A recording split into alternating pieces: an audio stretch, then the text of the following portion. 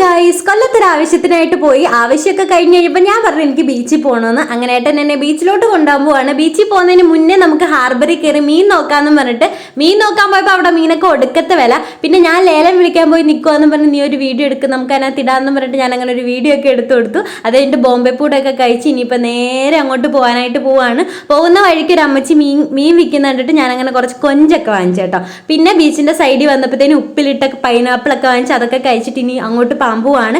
ഇനിയിപ്പോൾ നമുക്ക് വീട്ടിലോട്ട് പോകുന്ന വഴിക്ക് നമ്മുടെ വീടിൻ്റെ തൊട്ടപ്പുറത്തെ വത്സലേമ്മയുടെ മോളുടെ മാളിച്ചേച്ചിയുടെ വീട്ടിലൊന്ന് പോകണം. കേരളപുരത്താണ് വീട്. ഞങ്ങളങ്ങനെ കുറച്ച് സമയം ബീച്ചിലൊക്കെ നിന്നു. ഭയങ്കര വെയിലായിരുന്നു. പിന്നെ കുറേ ഇങ്ങോട്ട് വന്നപ്പോഴത്തേന് കരിക്ക് കുടിച്ചു. അത് കഴിഞ്ഞിട്ട് കുറച്ച് ഇങ്ങോട്ട് വന്നപ്പോഴത്തേന് എഴുത്താണിക്കടയിൽ കയറിയിട്ട് ചായയും അവിടുത്തെ സ്പെഷ്യൽ കേക്കൊക്കെ കഴിച്ച് മാളിച്ചേച്ചിയുടെ വീട്ടിൽ കയറി. പിന്നെ വീട്ടിലോട്ട് പോകുമായിരുന്നു കേട്ടോ. വീട്ടിൽ പോകുന്ന വഴിക്ക് ഭരണിക്കാവിൽ ഇറങ്ങി ഫാക്ടറി സൈഡിൽ കയറി കുറച്ച് സാധനങ്ങളൊക്കെ വാങ്ങിച്ചു, പച്ചക്കറിയൊക്കെ വാങ്ങിച്ചു. അപ്പോൾ ഈ ഒരു കുഞ്ഞു വീഡിയോ ഇത്രയുള്ളൂ. ഇഷ്ടപ്പെട്ട എല്ലാവരും സപ്പോർട്ട് ചെയ്യണേ. ടാറ്റാ.